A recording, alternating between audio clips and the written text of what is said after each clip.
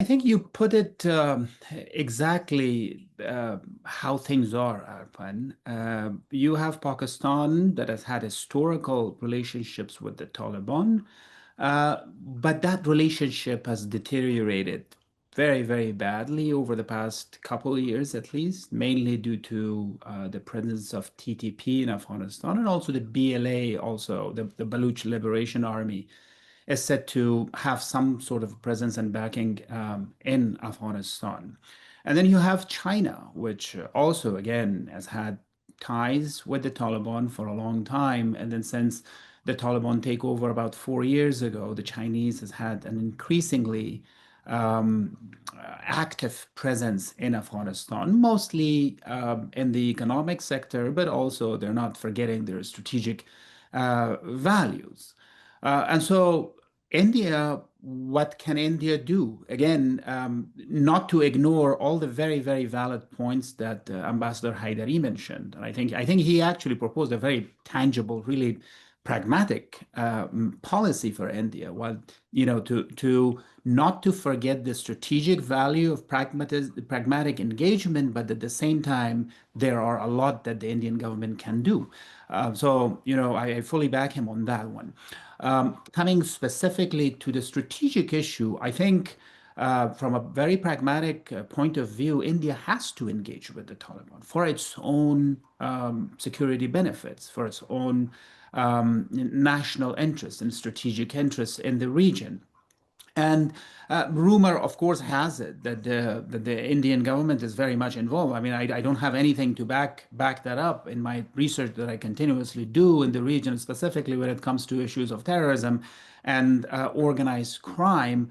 Of course, I have no evidence to back this up, but rumor is that India is still supporting the TTP, that India is still supporting the Baluch Liberation Army against Pakistan. As you can see, over the past at least 2 years, these two groups have really, really created massive problems for the Pakistani government. It's actually gotten to a point now that the Pakistani government really claims that their control in two of their four provinces, the Khyber Pakhtunkhwa, where it's mainly the base of operation for the TTP and its splinter groups, and also then the Balochistan province, which is mainly base of operation for the BLA and the Majid Brigade, which is attached to the BLA, that the Pakistani government is almost losing its grip over control in these two provinces. So the Pakistanis are really facing massive, massive, massive problems. I recall in 2024, last year, in fact, I did a rough calculations based on all the data that existed in open sources. Um, Roughly, there was uh, on average of over 3 attacks per day by the TTP in Pakistan. That's pretty big. That's pretty big. And so India seems to be active at the strategic level in the region. And again, I don't think there's much that India does with regard to what China is doing in Afghanistan, because China is primarily interested in the economic sector and the minerals, and the mineral deposits there. But Pakistan, of course, always sees Afghanistan as its strategic depth. And so that is where India has been trying to balance Pakistan. And that's where India has been trying to hit back.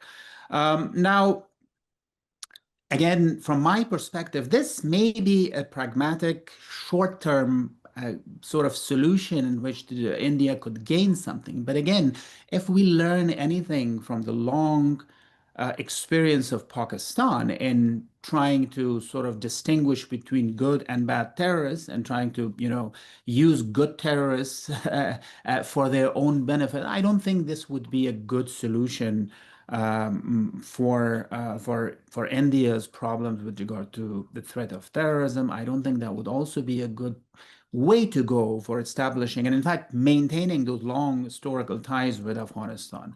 But again, given what is going on in Afghanistan, I don't think any country, either in the region or in the broader areas, I don't think any of the countries right now think of anything long term when it comes to Afghanistan. I think everybody is cognizant that the present moment in Afghanistan is just a moment, and nobody knows how long this moment will continue, how long this moment will be. But everybody knows that this cannot and will not be, the permanent settlement in Afghanistan. The change will come, some kind of a change, hopefully.